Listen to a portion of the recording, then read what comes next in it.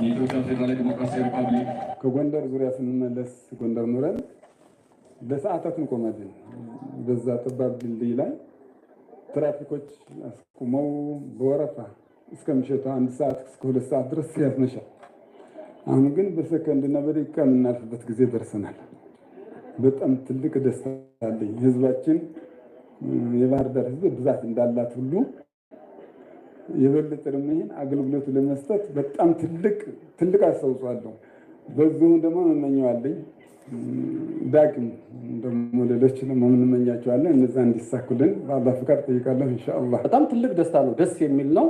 ዛሬ እንደዚህ ትንሽ ሰላም ስለተንጨላጨለች ከዚህ ደርሰናል እና አሁንም ደግሞ ከዚህ የበለጠ ከፍ ያ ነገር ብዙ ነገር እንድናይ መደማመጥና ለሞላው የአማራ ህዝብ አንድነታችን የበረታ እንዲሆን መልእክቴን አስተላልፋለሁ። ደስ ይላል። በቃ እኔ መሰለ ድልድይ በማየታችን ሰላም ሲኖር ነው ሁሉም ነገር ድልድይም ምንም ሰላም ካለ ከምንም በላይ በቃ አንድነት፣ ፍቅር ለሰው ልጅ ፍቅር ያሸንፋል። ያው ልማት ፍቅር ካለ ሁሉ ነገር ይመጣል። አንድነት ካለ ማለት ነው። በጣም ደስ ይለኛል። ይሄ ድልድይ በመሰራቱ በጣም ደስ ይላል። ለህዝባችንም ለኛ ለከተማይቱ ለነዋሪው በጣም ደስ ይላል። በጣም እናመሰግናለን። ድልድይ በመሰራት አሁን በጣም በፍጥነት እንሻገርበት ሰዓት አሁን በቃ በፊት የነበረው አሁን ብዙ ለውጥ አለ። በጣም ያስደስተናል። በዚህ በጭሩ ተሻገረን ወደ ገበያ እንሻገራለን። በጣም ደስ ብሎናል። አሁን በቃ እኔ ሁሉ ሰላም ሆኖ ህዝቡ በሰላም በጤና ኑሮ በቃ ህዝባችን በሰላም ልማት ደግሞ እንዲያለማ የበለጠ ደግሞ እንሰራ እንዲያደርገን በቃ ለህዝቡ እናስተላልፋለን።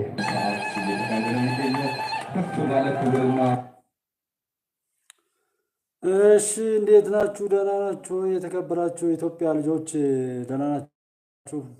የጉባለች ቤተሰቦች እንዴት ከረማችሁ? የዛሬው ቀን እንግዲህ ልልልልም ምናምን ሲባል ተቃጠለ። ያው ሰይጣን ተቃጥሏል። ተባረረ የሚልም ነበር። የማን ነው መዝሙር? የፕሮቴስታንት መዝሙር ነው የምናደምጠው። እኛ ጋር እንደምታውቁት እንግዲህ እኛ መንዙማ እንሰማለን፣ ሀትራ መንዙማ እንሰማለን፣ የፕሮቴስታንት መዝሙር እንሰማለን፣ የኦርቶዶክስ እንሰማለን። ሁሉንም በኢትዮጵያዊነት መንፈስና ክብር የምንሰማን እና ለማንኛውም እንኳን ደስ አላችሁ።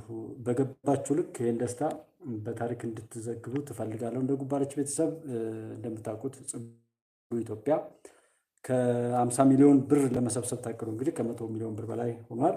የኢትዮጵያ ንግድ ባንክ እንኳን የመጀመሪያውን 1 ብር ለሰጠ ሰው እኔም 1 ብር ጨምራለሁ እያለ ከ3 ሚሊዮን ብር በላይ የሚሆን ገንዘብ አዋጧል ማለት ነው። ደህና ናችሁ? እንዴት ናችሁ? እንደዛ ነኝ ብለህ 4 ቀን ቀረኝ እንደዚህ ነው እንደዛ ነው ብለህ 4 ኪሎን እቆጣጠራለሁ ያልከው ሰው ደህና ነህ? እንዴት ነህ በሉልኝና እሱ ላይ ያው ትኩረት እንዲሰጡ ነው። ድላችሁን እንዳትረሱት ወንድሞቼ አደራ። ሌሎች ቢሆኑ እንዴት ያደርጉን እንደነበር እኛ በእኛ እጅ ስለሆነ ነው እንጂ። ሰላም ልበልና ወደዛኛው እንሄዳለን። ዛሬ ዋናው ደስታ ነው። ሞገስ ነው። ሰላም ያለው ሰላም ያለው ከአዲስ አበባ። ኦኬ አመሰግናለሁ። ጆን የኔው ነህ ሀሳብ ሜዳ ወይስ አላወኩም? ሰላም ነው ወይ? ለማንኛውም እሱ ጋር ስለቆየ ነው። ዛሬ በጣም የደስታ ቀን ስለሆነ እናንተ ያደረጋችሁት ነገር ሁሉ የእኔ ስለሆነ ማንም ያርገው ማንም፣ እኔ በኢትዮጵያዊነት መንፈስ በጣም ነው የምደሰተው። የእውነቴን እምላችሁ ዴቭ ገብቶ ነበር፣ እናንተ ገብታችኋል። ከዛ ሆነ ደግሞ እንተናም በደንብ ሳልከታተለው ብዬ አዲስ ምንጭ ገብቶ ነበር። በኋላ ደግሞ አሁን ኪንግስ ኦፍ አባይ ገባ። ሁሉም የኢትዮጵያዊ ነው እና ሌሎች ላይ ተመሳሳይነት ስላለን ኪንግስ ኦፍ አባይን ቢያንስ ወደዚህ ብዬ መጣሁ። ለዛ ነው እና የሁላችንም አንድ ሀገር ነው ያለን። በዛ ስሜት ነው የምንቀሳቀሰው እና በዛ በጣም ደስ ይለኛል። እናንተ የትም ቦታ ላይ ብታደርጉ እንድታደርጉ ስለምፈልግ የእውነቴ ነው፣ ደስተኛ ነኝ ነው። ክብሬ ነሽ ሀገሬ፣ ሰላም ነሽ ወይ? በዙ ብዬ እንዴት አለሽ?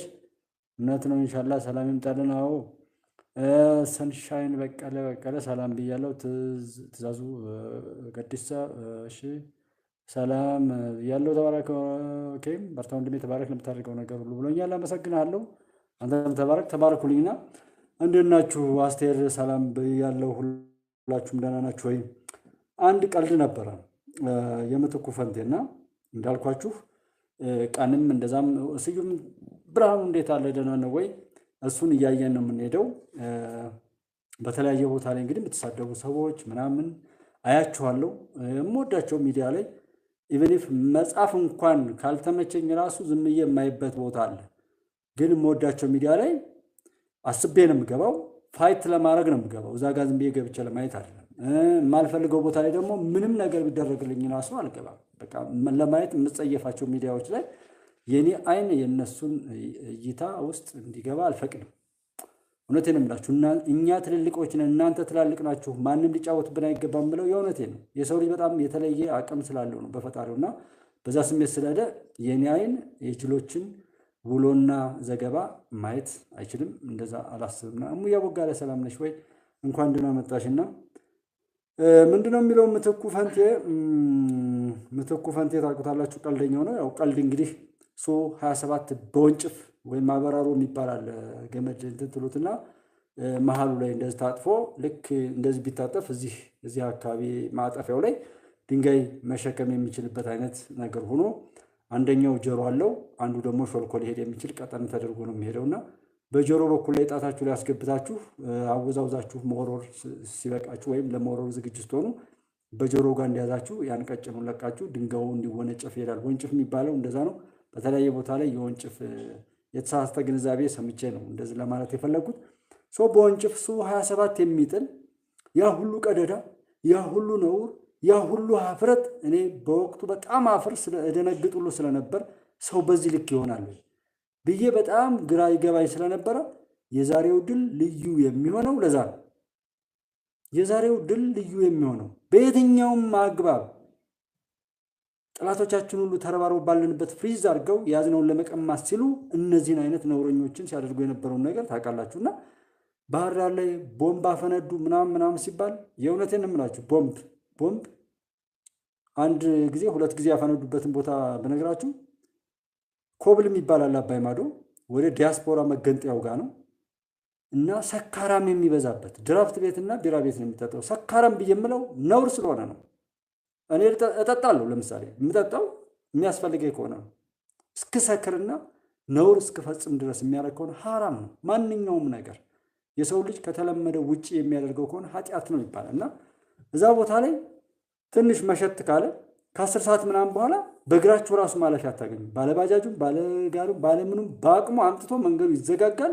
መስከር ነውና እዛ ቦታ ላይ ነው ሁለት ጊዜ ቦምብ የተጣሉ። ምን ሆኑ? ሰክረው። በምን ምክንያት? በሴት ጉዳይ ምክንያት። እንደዚህ አይነት ዘለቅ ያለ ስለ ፖለቲካዊ ይዘት ምናምን የሚያውቁት ነገር የለም። እኔ ልጆችንም ማንኛውም ዲቴል ስለዛ አካባቢ በጣም በድፍረት ሳወራና ማውራት እስክጸየፍ ድረስ በየጊዜው መናገር አቃተኝ። ምክንያቱም የረባ ያረባውን ነገር ማውራት የለብኝም። የሌለውን ነገር ሚዲያ ላይ ዝም ብሎ ገዝፎ ታምር ተፈጥሮ ሲወራ ኧረ የለም፣ ኧረ እነዚህ ልጆች የግል ቂም ውስጥ ነው ያሉት፣ መከላከያ እነሱን ነው እየገላገለ ያለው እያልኩ ስንት ጊዜ ጮክ ያለው ጀስት እሱን ነው። 15 ዞን ከተሞች ላይ ስብሰባ ሲካሄድ ባለፈው አረጋገጡ። ከዛ ቀጠሉና ዛሬ ላይ ይሄ ሲመጣ ይኸው ጎርጎራ 2 ቀን ነው የነበረው ዶክተር አብይ እና ያለ መስሏቸው ነው። ሰዎች ደግሞ እኔ ያለ መስሏቸው ራሱ ሲያስቡ ይገርሙኛል። እንዴት በዚህ ልክ የዋህ ትሆናላችሁ? ውጭ ላይ ምኑ የትም ሁኑ መረጃ ለማግኘት በጣም ሲምፕል ነው እና ዝም ብሎ በየቤቱ ሰው የራሱን ፍራቻ ለሀገር እያለበሰ ሲሄድ የነበረበትና አሁን ምትኩ ፈንቴ ልትመጣ የነበረች አንድ ፍቅረኛውን እየጠበቀ ነው የሚለው ቀልዱን የሰራው ፋኖን ይመጣል ብላችሁ አዲስ አበባ ስጠብቁ ለነበራችሁትና እንዴት እየጠበቃችሁት እንደነበረ ሞር የተወሰነ ነገር ተች ያደርጋል ብዬ ነው። እስኪ እናድምጠው ምትኩ ፈንቴ። በዛውም ቀልድ ነው ያስቀናል ብዬ ነው።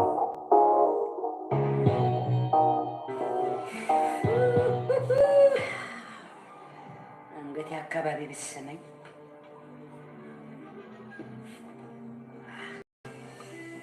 ምን ቀረኝ ጥርሴን ፍቄያለሁ፣ ጆሮ ኩኬን አውጥቻለሁ፣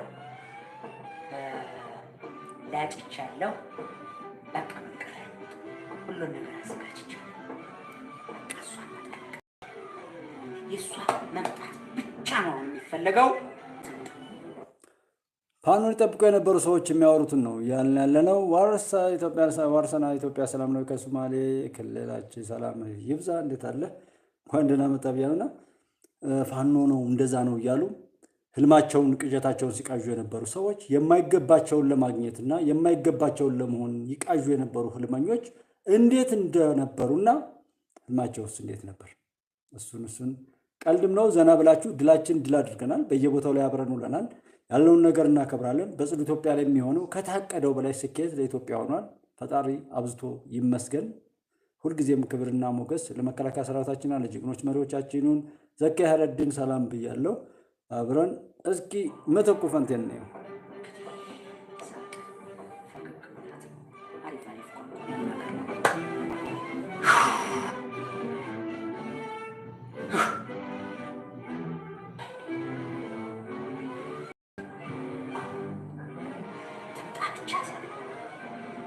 ብቻ ይሄ አልጋ ኳስ ሜዳ ነው የሚሆነው። ትራስ ያኔ ገለል ትላላችሁ። 3 ሜትር ተግባባን። አትመጣም እንዴ? አመጣታለሁ፣ ግን የራሷ ጉዳይ።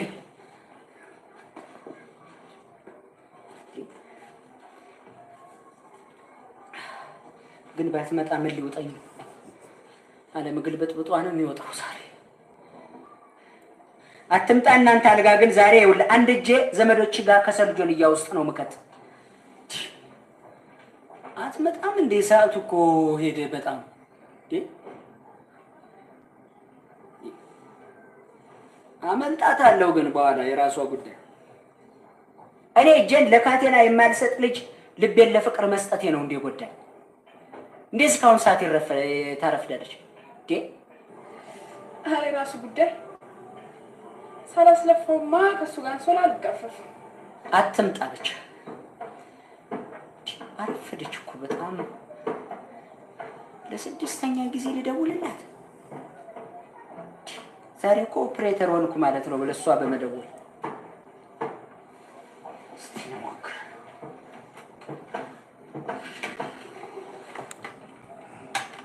እና ምትኩ ፈንቴ ምንድነው የሚለው? ያው ትምጣ ብቻ እንዲህ ሆናስ ደግሞ ባትመጣ እንዴት ልናደርግ ነው ይላል። ኮርዳዊት እንዴት አለ? እንኳን አብሮ ደስ አለን፣ እንኳን ደህና መጣህ። ያው አንተን እየተከታተልኩ ነበር መንገድ ላይ ስለነበርክ በዛው ያው አንተንም ጆንም ጋር ነበርና ደህና ነው ሆይ በሰላም ገባህ? ጉዞ ላይ ነኝ ብለህ ነበርና ፕሮግራም ጨርሰን ወደዚህ መጠናል። ሰላም ነው ወይ? አሁን ጃዊሳን ያው ይመጣል ብለው ይቃዡ የነበሩ ህልመኞች ውጭ ያሉት ያውቁታል። በነገራችን ላይ እኔ እዚህ ሀገር ምናምን ሆነው የማያውቁት ይመስል የራሳቸውን ቅዠት ከጃዊሳው ቅዠት ጋር አብረው እያከሉ የሚደነጋገሩት ነው እንጂ የሚያሳዝኑት ውጭ ያሉት ኦልሬዲ ተስፋ ቆርጠዋል። ወደዚህ ሀገርም የሚመጡበት እድል የላቸውም። የደም ንግዳቸውን ከመጀመሪያው ጀምረው ነው የጀመሩት። አበበ በላው ይባላል። ያው አበበ በላው የሚባለው በላው ብለነዋል። እና ወዳው ይህንን ብጥብጥ ካስጀመሩ በኋላ በዚህ የደም ንግድ ነው ሰርጉን እንግዲህ የሶስተኛ ጊዜ ለአራተኛ ጊዜ ይሁን ወይ ድሮ አልዳር ብሎ ይሁን ሰርጉን ያሰረገውና ያን ያህል ቀልድና ፌዝ ላይ ነበሩ። እሱን ሁሉ እያየን ነበር። ይመጣሉ ወይ ተብሎም እንዴ እስከዛም ድረስ ታስቦ ነበር ወይ? እና ቢመጣስ ምን ሲሰራው የነበረውን ነውር በአደባባይ ትንሽ ትልቁ በሚረዳው መልኩ የፈጸመ አካል ምንም ነገር ቢያደርግ እንግዲህ ያንን በተገቢው መልኩ የሚሰጠው ነበር ማለት ነው። ይኸው 9 ወራትን ተሻግሮ እዚህ ደርሷል። ዛሬም ላይ እዛ ጋር ተስፋ አድርጎ ያላለ ወይም አንድ የተበክይ ያለው ከዚህ በኋላ ከሞት ውጭ ነፃ ሊያወጣኝ የሚችል የለም ያላለ በየቦታው ላይ ማለት ነው። ከሃይማኖት አባትም ከየትም በኋላ የተስፋ መቁረጥ ካልሆነ በስተቀር ጤነኛ የሆነ ሰው ምንም እንደማያደርግ አውቆ ዛሬም ላይ እንኳን ለመሳደብ እና ለማጣጣል ከመሞከር ይልቅ ቀረብ ብሎ ኦፕን ስለሆነ ነው።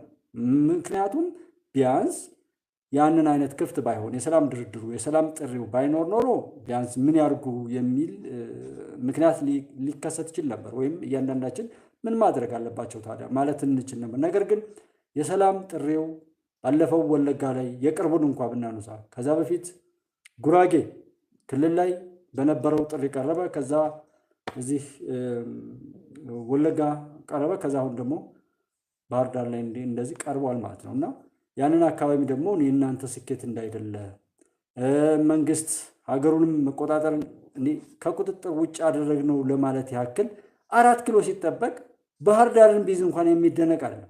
ግን መንግስት ከዛም በላይ ነው። ከራሱ ውጭ ሊሆን የሚችል እርሱ ፈልጎ ሊሄድ ፈልጎ ሊይዝ ፈልጎ የሚከለክለው ነገር የወያኔ ቤት እንኳን ተበርብሮ በመንግስት ቁጥጥር እጅ ሆኗል ማለት ነው። እንኳን ከየትም ተጠራቅሞ ለስርቆትና ለሌብነት የተሰባሰበ አጸያፊና በጣም የውርደት ጥግ ላይ ቃላት እንኳን ኢትዮጵያዊ ቃላት እስካሁን ድረስ ተሰሩት ቃላቶቻችን ማለት ነው በጣም እንትን አላችሁ። ሰዎች ይጠብቃሉ።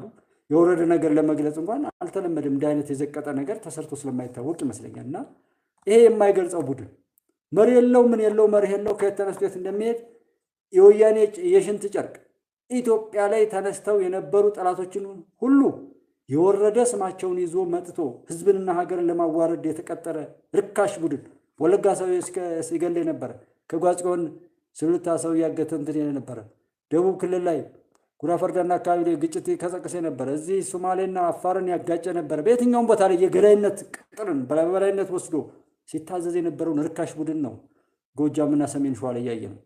ሰው እንደዛ አይነት ርካሽ ቡድን የሚፈራም አይደለም።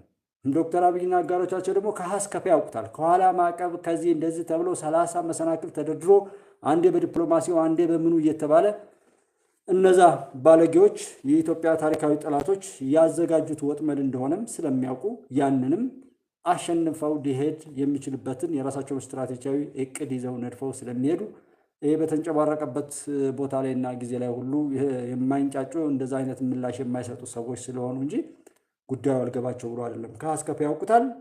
እንኳን አሁን ቦታው ላይ ተቀምጠው ስልጣኑ ላይ ሳይቀመጡበት ጉዱን ችግሩን ሊያውቁ ነበርና ለነሱ የሚያቅት አይደለም። ድልድይ ሲሰራም የሚሳደብ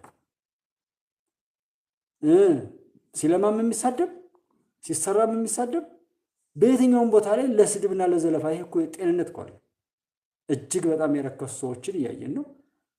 እኛ ቦምብ ይዘን ነበር፣ በቦምብ ልናፈነዳው ነበር፣ እንደዚህ ነበር። የአውሬነት ባህሪ በዚህ ልክ ሰው ይረክሳል ጎበዝ። በዚህ ልክ ሰውየው ሌት ተቀን እንቅልፉን አጥቶ ይለፋል። ከዛ ተነስቶ መጥቶ እኮ ነው እዚህ ደግሞ ጽዱ ኢትዮጵያን መጥቶ በአካል ጎብኝቶ ቃሉን ሰጥቶ አበረታቶ ሄደው እና ይሄንን ስሙን በመጥራት ለመጠጋጋት ሞክራችሁ ካልሆነ በስተቀር ምኑ ላይ ትደርሱበታላችሁ? እና ጽዱ ኢትዮጵያ ላይ አይ ቲንክ ሀሳብ ሜዳ ላይም ነበር ሀቅና ሳቅም ቀደም ሲል ሁሉም ቦታ ላይ በተለያየ ቦታ ላይ ያው የሀቅ ልጆች አንድ ላይ ስለሆንን የምትችሉትን ሳፖርት ያደርጋችሁ ነው ብዬ አስባለሁ። አድርጉ። ስማችሁን በጉልህ ጻፉ። እንደዛ አይነት ነገር መደረግ ስላለበት ማለት ነው። እሱን አድርጉ። ምንም ነገር መልካም ነገር እንዳያመልጣችሁ። ድሉ የኛ ነው። ምንም በዚህ አታስቡ።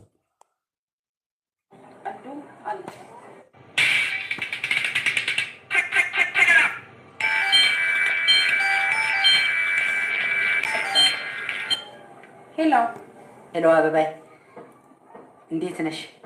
የት አረፍድሽብኝ እኮ እንዴ? እናንተ ሰፈር 8 ሰዓት የለም እንዴ? ዛሬ እኮ ነው የተቀጣጠርነው እንዴ?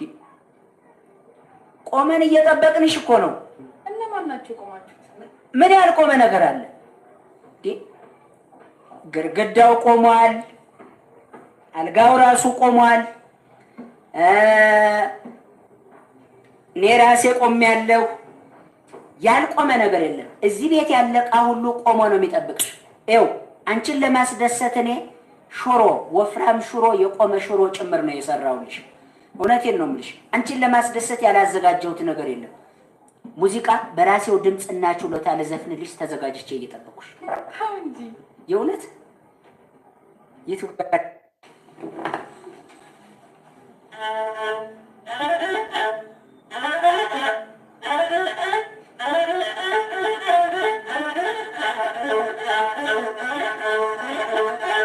ነይ አሁን ነይ ድረሽ ጊዜ ፈጀሽብኝ።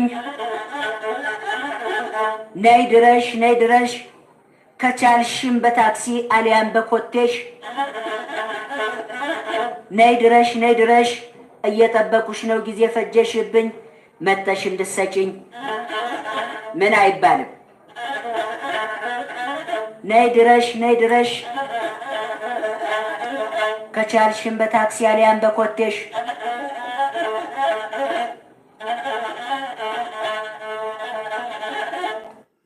እና እንደዚህ ነበር። ቆመን እየጠበቅናችሁ ነው። የት ቀራችሁ እንዴ? 8 ሰዓት የሚባለው በእናንተ ሰፈር የለም እያለ 4 ወር 4 ቀን ምንድን ነው 4 ቀን 1 ሳምንት ምናምን እየተባለ ጃዊ ሰው ይቃዣቸው የነበሩ ቀናትን በ8ቱ ሰዓት ቀጠሮ እየተካችሁ እንድታዩልኝና የት ገባችሁ ባትመጣስ ምን ሊውጠኝ ነው ይላል። ከነሱ ጋር ሆኖ እዚህ ከወገኑ ጋር አዲስ አበባ ከተማ ላይ ሆኖ ወይም ሌላ መስሪያ ቤት ላይ ተወሽቆ የተሰጠውን ስልጣን ሲባልግበት የነበረው ሰው ባትመጣስ ምን ሊውጠኝ ነው? ዓለም ግልብጥብጧ ነው የምትወጣው ይላል። ህይወቱ ግልብጥብጡ የሚወጣበት የሚያየውን በእጁ የጨበጠውን ክዶ ጠላት ያወራውን ሰምቶ በራሱ ላይ በቤተሰቡ ላይ በምቀኝነት የዘመተ በጣም ብዙ ቆሻሻ አለ። በነገራችን ላይ እድሜ ይስጠን አሁን ላይ ያሉ ልጆች በሙሉ በዚህ ከለውጡ ሰዓት በኋላ በመንግስት ውስጥ ያሉ ዶክተር አብይ እና አጋሮቻቸው ማለት ነው የመረጃ ሰዎችም ጭምር የሚሆነውን ሁሉ በታሪክ አብረን እንድንሰማ ፈልጋለሁ። መንግስት እና እኔም በተለያየ መልኩ በፈጣሪ ቸርነት የማቅበት ነገር አለ። በጣም ብዙ መጥፎ ነገር ይታቀዳል። ስለሚከሽፍ ብቻ ነው የማይነገረው እና ብዙ የምናወራው ብዙ የሚነገር ዛሬ ላይ ቢነገርን የማንችለው የማይሞከር ነገር የለም ባለፉት 6 ዓመታት ውስጥ። ሁሉንም ግን ስለተሻገርን ነው እንደዚህ ዘና የምንለው። እንደው አታሸንፉም፣ ሀቅ ነው የሚያሸንፈው እያልን ካል ለሚሰማ ይሰማል። እስከዛሬ ድረስ ኢትዮጵያን ለማፍረስ አፈራርሶም ለመቅረት የራሳቸውን ክፉ ምኞት ለመፈጸም የሰሩ የጣሩ አገራት ምን ያህል ገንዘብ ምን ያህል የሰው ኃይል በጀት እንዳፈሰሱና ኢንቨስት እንዳደረጉ አይነግሩንም እንጂ ቢነግሩን ምን ያህል ኪሳራ ነበር። እኛ የተወሰነ ነገር ስንል እንትን ይመስላልና አለመተኛ ትንሽ ትልቁ የኢትዮጵያን ክብር እዩት።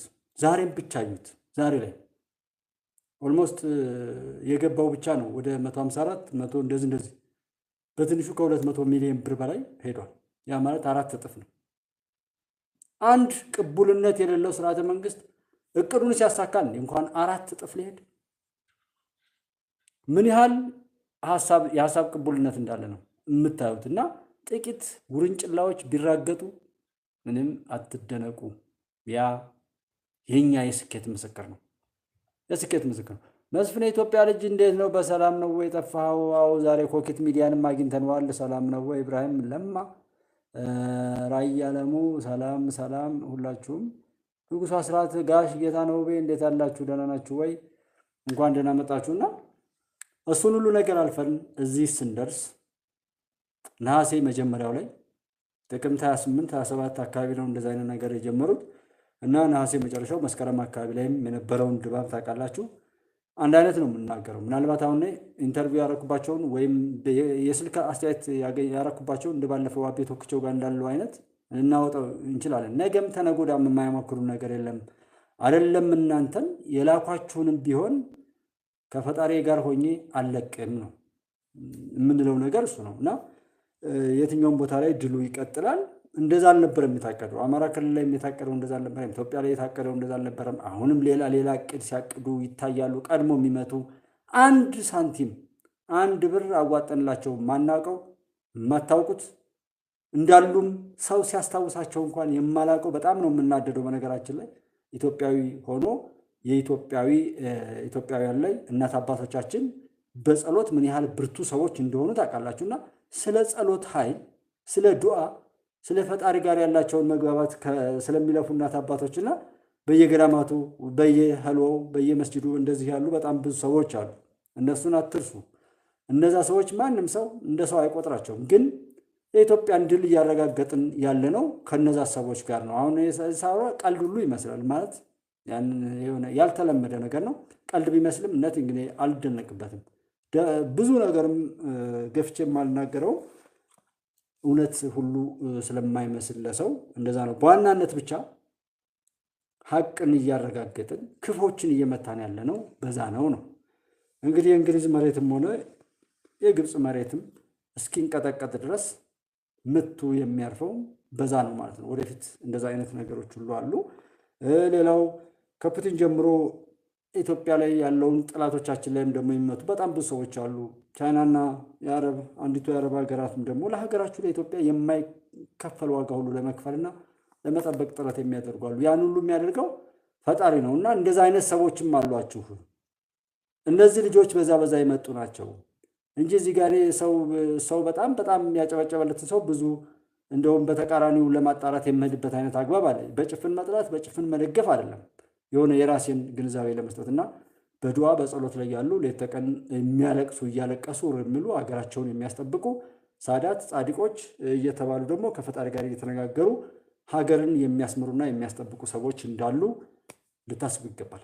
ማናዊ ምት ይባላል ወይም መለኮታዊ ምት ትልቁ ኒውክሌር ምናምን በሉት ከዛም በላይ የሆነ ምት እኛ የምንመታው ከዛ አንጻር ነው። አሁንም በተለያየ ቦታ ላይ በጣም የሚወራጩበት ሁኔታ አለ እና ችግር የለውም ኤኒዌይ ቀድመን ስለምንመታቸው እንጂ የማይፍጨረጨሩት ነገር የለም። ጥንቁልና እንደዛ ሆነ እያል ለየት ያለ ነገርን የምናወራም ለዛ ነው እንጂ ዛሬ እንደዛ ሆነ እዚህ ቦታ እንደዚህ ተደረገ ብለን ናቲንግ የሆነ ነገር ብናወራ እሱ አይደለም። ከዛ በላይ የሆነውን ነገር ግን እያሸነፍን እንደሆነ የእናንተ ጥረትና ድካም በእናት በአባቶቻችሁ በሀገሮቻችሁ በመሪዎቻችሁ በጀግናው መከላከያ ሰራዊትም ጭምር ወደ ድል እየሄደ ነው። የማይሞከራል ወይ እሱን ዘመን ይስጠን ያልኳችሁ ለዛ ነው። ቆጥረን ረጋ ብለን የክፎቻችንን አሻጥርና አሽክላ ቀስ ብለን የምንሰማበት ወቅት እንዲመጣ ማለት ሱሌማን አልቃድር እንዴት ነህ? ደህና ነው ወይ? ሰላም ነህ? እንኳን ደህና መጣ ብያለሁ። በእንደዛ አይነት ስሌት እናያለን። ይሄ ገለባው ምንም ችግር የለውም። ግን እነሱ አንዷን ነገር አግኝተዋት ቢሆን ኖሮ እንዴት ይሉ ነበር? አይደለም ቦምብ ጅራፍ አጭሆ ቢሆን ኖሮ ጅራፍ የሚባለው የለም ጅራፍ አጭሆ ቢሆን ኖሮ እንዴት ይሆን ነበር? 4 ኪሎ እኔ ከነሱ ቅዠት ያንን ቅዠት የሚያስጮኸው ሰው ይገርመኝ ነበር። እንዴት አይነት ቀልድ እንደሆነ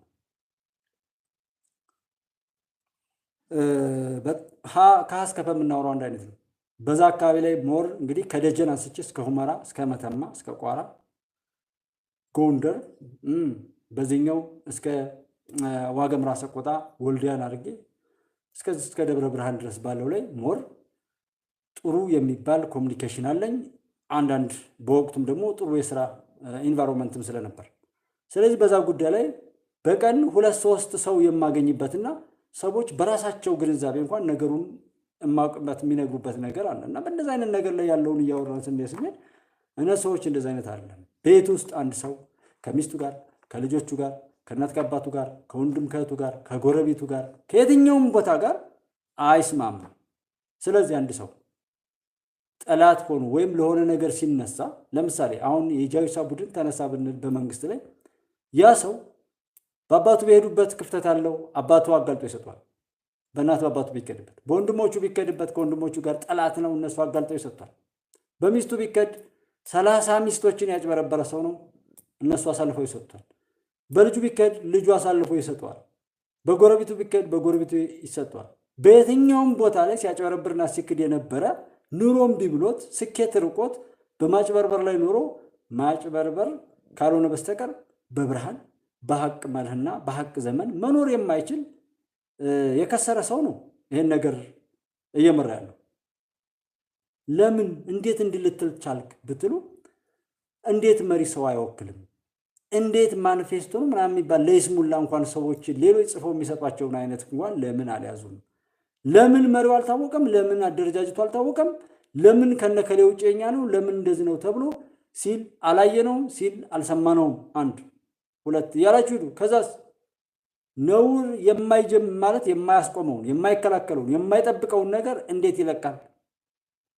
ይሄን ጠብ ከቀሰቀሰ በኋላ እኮ የኢትዮጵያ ጠላቶች በሙሉ መንግስት ለምሳሌ ገለል ብሎ መከላከያን ይዞ ወጣ ብሎ እስኪ ይውጣልህ ቢለው እርስ በርሱ ተባልቶ ያልቃል። ያ በሚሆንበት ሰዓት ላይ ለህዝብ ሲቆረቆራ ታዩት። ወሬውን በተቃራኒ የሚገለብጥ ነው። እስረኛ ነው የበተነው፣ ዝርፊያ ነው የፈጸመው፣ መከላከያ ሰራዊት ላይ ነው ተኩስ የከፈተው። መቼ? የመጀመሪያው ቀን። ሁሉንም ያደረገው ቀስ ያለ ትምህርት የሚማር ትውልድ አይኖርም። ሃይማኖታዊ በዓላት አይከበሩም። የሃይማኖት ቦታዎችም ቢሆን የኔ የጦር መከዘኛ ቦታዎች ናቸው፣ የጦር ሜዳ ናቸው። ብርሃነ ምናምንቴ የሚባል እንትን አይመጣል እያሉ የቅዠት መከዘኛ ነው ያደረጓቸው። ቅዠት ነው የሸጡባቸው። ይህን ከሰማ አንድ ሰው ምን እውቀት ያስፈልገዋል? አድንሃለሁ ያለ ሰው ሲገል ከታየ ግልጽ አይደለም እንዴ? ከዚህ በላይ ምን እንትን ይባላል? ከዛ በኋላ ምንም ይባል ምንም 100 ቀን ይባል 100 ዓመት ይቆጠር አንድ ቀን ላይ ሲጀምር ያደረገው ነገር የት እንደሚያደርስ ይታወቃል። ይሄ እውቀት ሁሉ አይጠይቅም።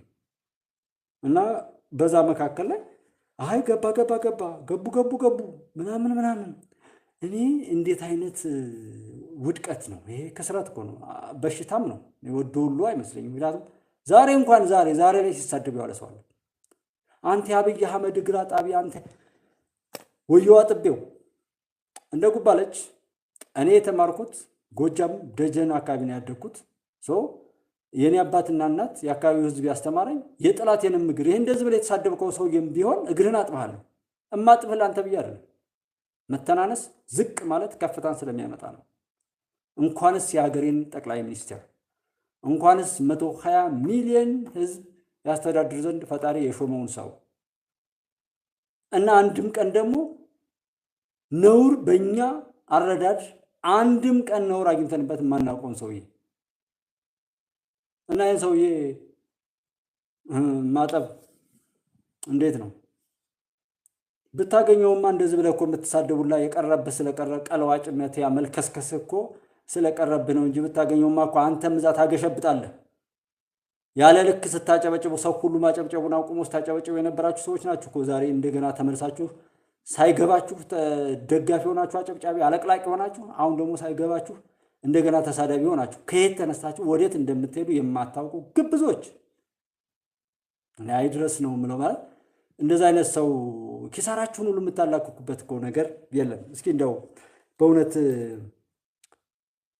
ሳይገለጥ በፊት ላይ ለሁሉም ሰው ነገሩ ሁሉ ማለት ነው። ለሁሉም ሰው ነገሩ ሁሉ ሳይገለጥ በፊት ላይ ተፈናቀለ፣ ተገደለ፣ ታገተ፣ ተሰደደ፣ የወሰን ጉዳይ ምናምን ወልቃይት ራያ ምናምን እያላችሁ ነበር የምትጮሁት። ዛሬስ ለምን ነው የምትጮሁት? ዛሬ ደግሞ የምትጮሁበትን አስቡት። ኢሳም ሀበሻ አቤት ጀግና! አንተን የወለደች እናት እንደው እንዴት የተባረከች ናት! አንብበው ደጋግመህ የተናገርከውንና ዛሬስ የሚጮሁት ለምንድን ነው? ለምንም ከየት ተነስተው የት እንደሚሄዱ አይታወቁም። የሚያሳዝነው በዚህ ልክ የጨነገፉ ማለት እኮ ይሄ ነው። ዛሬ ልማት ለምን ቀጠለ? ሰላም ለምን መጣ? ለምን እንነጋገር ተባለ? ለምን በተደጋጋሚ የይቅርታና የሰላም ጥሪ ይቀርባል? ለምን ኢትዮጵያዊነት እየተባለ ይዘመራል? ለምን ወደብ ኢትዮጵያ አታገኝም እየተባለ ይጠየቃል? ለምን ድልድይ ይገነባል? ለምን አንድ እንሁን ይባል? ለምን ኢትዮጵያ ተብላ ትሰራለች? ለምን ሀቅ መጣ? ለምን እየተባለ ነው ዛሬ የሚጮኸው? አስቡት። እና ይሄ የጤንነት ነው? ያ የሚጮሁበትን ቦታ በሙሉ ፈጣሪ መቼም ይመስገን በራሱ ጊዜ ገለጠና ሜዳ ላይ ያሰጣለን። የትኛውም ቦታ ላይ ነውርን ሲሰሩ የነበሩ ሰዎችን በሙሉ አመጣና እናት አባቶቻቸውን ሁሉ ሳይቀር እንትን ሲሉ ሲያወርዱ የነበሩ ሰዎች ናቸው እኮ እንደዚህ ያሉት። ምክንያቱም አንድ ቦታ ላይ ሀቅን ይዞ የቆየ ሰው አሁን ይሄ ኢሳም ሀበሻ ምናምን የሚለው ሲጀመር ወይ ሴት ነው ወይ ወንድ ነው፣ ለጾታ ለስምህ እንኳን የምታፍር ነው። እና እንደዚህ አይነት የወረዱ አሉና ኤኒዌይ አይመጥናችሁም። እንደዚህ አይነት ሚዲያ አትግቡ በእናታችሁ። በምንም ብትባሉ እናንተ በፈጣሪ ቤትም የምትቀልዱ ሽንታሞች ስለሆናችሁ ትቃጠላላችሁ ነው። መቃጠል በእርግጥ ስንት ዕቃ ሰበራችሁ ይሆን? ከስንት ሰው ጋር ተናከሳችሁ ይሆን?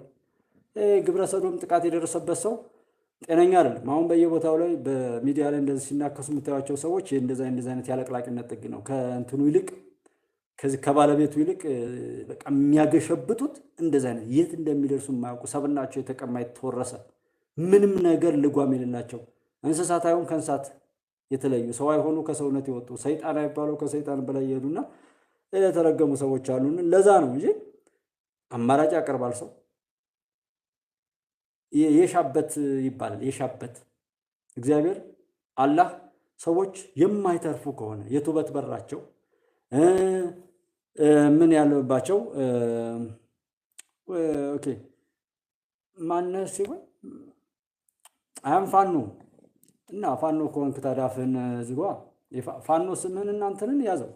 ወንድ ሆነህ እንደ ሴት የሚሸረሙት አለ። እንደዛ አይነት አይደለም እኮ እኛ የምንፈልገው። ወንድ ሆነ የወንድ ስራ ነው፣ ሴት ሆነ የሴት ስራ እንጂ ምን ዋጋ አለው? ስምማ እንደማያዩ እኮ ነው።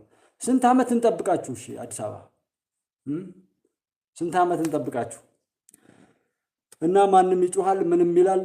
ከዚህ በኋላ እንግዲህ ጎበዝ የሆነ ሰው ካለ ራሱን ያተርፋል ይተርፋል። ከዛ ውጭስ ቀጥሉ እንዳታቆሙ ቀጥሉ። እስኪ ጀግኖች ይሰራሉ፣ እናንተ በያላችሁበት ትቃጠላላችሁ እንትላላችሁ። እና እግዚአብሔር በየቦታው ላይ ይጮህበት የነበረውን ነገር በሙሉ ይዘው እዛ ገቡ አማራ ክልል ላይ። ከዛ በኋላ ሌላ ቦታ ሰው ሞተ፣ ጄኖሳይድ ሆነ፣ እንደዚህ ሆነ፣ እንደዛ ሆነ እያሉ ይሉ የነበሩትን በሙሉ ነውራቸውን በሙሉ አምጥተው እንትና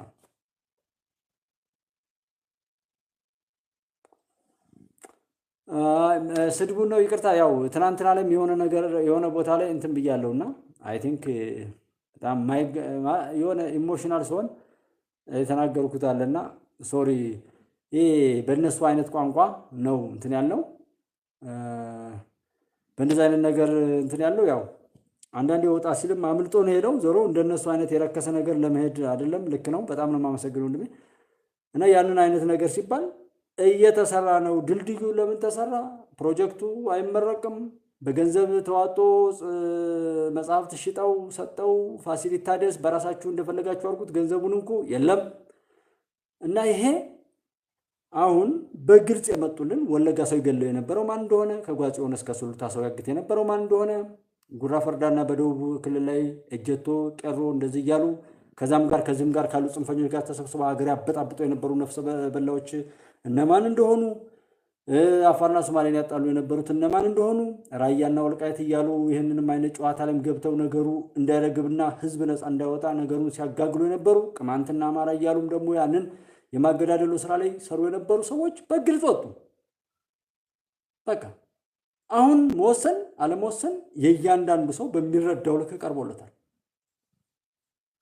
ዛሬ ድልድይ ሲሰራ ለምን ካለ፣ ትምህርት ቤት አትማሩም ካለ፣ የሃይማኖት ተቋማት በዓላት አይከበሩም ካለ፣ እርሻ አታርሱም ካለ፣ የታረሰው አይሸጥም ካለ፣ ማዳበሪያ ከዘረፈ፣ መንገድን ከዘጋ፣ የሀገሪቱን ዋስ ጠበቃ የሆነውን ቀይ መስመር ላይ መከላከያ ስራው ላይ ከተኮሰ ማንም የኢትዮጵያ ጠላት ይሄን አያደርግም። ሰው እነዚህ ሰዎች ፋኖ ናቸው፣ አማራ ናቸው፣ ምናምን ናቸው ብሎ ማለት በራሱ የቆሻሻ ዘመናቸውን ማራዘም ነው። የኢትዮጵያ የተረገሙ ጠላቶች ናቸው። ከነዚህና እነሱን መሰል ጋር ይህንን ነገር ለማስቀጠል የሚሰራን ሁሉ ኢትዮጵያዊ የሆነ ሰው ለማስወገድ በቻለው አቅም መስራት አለበት። በጸሎትም፣ በእውቀትም፣ በገንዘብም በማንኛውም መልኩ። ምክንያቱም ያደረጉት ድርጊት ነው። ሰው የሚያግት መንገድ የሚዘጋ መከላከያ ሰራዊት ላይ የሚተኩስ እስረኛ የሚበት የሚዘርፍ የሚደፍር ጤና ጣቢያ ትምህርት ቤት የሚያወድም የሚያቃጥል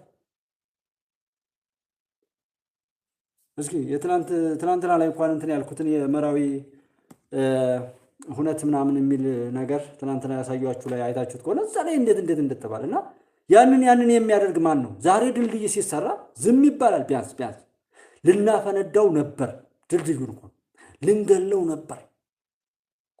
ገዳይነትንም ይነግራል፣ አፈንጅነትን፣ አፍራሽን፣ አጥፊነትን፣ አቃጣይን፣ አዋራጅን እነዚህና መሰል ነገሮች የሚነግረን ሰው ማን ነው? እሱ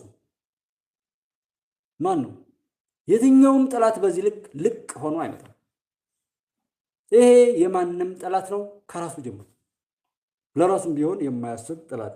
ስለ መግደል እየነገሩ፣ ስለ ሽብር እየነገሩ፣ ስለ ማገት እያወሩ፣ ስለ ማፍረስ፣ ስለ ጥላቻ፣ ስለ መዝጋት፣ ስለ መገነጣጠል፣ ስለ ማስራብ፣ ስለ ስደት፣ ስለ መራብ፣ ስለ አውሬነት፣ ስለ ዘራፊነት፣ ስለ ማውደም፣ ስለ ማቃጠል፣ ስለ ችግር መፍጠር ብቻ እያወሩ ያንንም እየተገበሩ እንኳንስ ልንደግፋቸው እነዚህን ሰዎች እነዚህን የሀገራችንን ጠላቶች አሳደን ለማጥፋት ካልሰራንም ራሱ እኛ የኃጢአቱ ተካፋዮች ነን የሚል ነው አንድምታ ወይም የሆነ ማስተላለፍ የፈለኩት ነገር።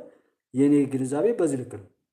እነዚህን እንኳንስ ማገዝ እንኳንስ አበጃችሁ በርቱ ምናምን ብሎ ማለት ይቅርና እነዚህን አሳዶ አለማጥፋት በራሱ በሚችለው ነው። ሰው ግዴታ በጦርነት አይደለም፣ በምናምን አይደለም፣ ጸሎት አይደለም የሚያራግፋቸው።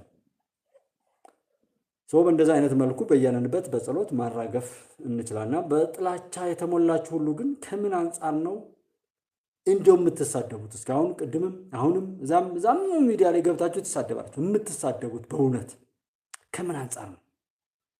ከምን አንጻር ነው የምትሳደቡት? ሀገር ከመውደድ አንጻር፣ ህዝብ ከማክበር አንጻር ወይንስ ከግል አንድ ብቻችሁን ከመቆም አንጻር ነው? ከየትኛው አንጻር ነው? ምክንያቱም በሁሉም ላይ ውሃ የሚያነሳ ነገር የለውም።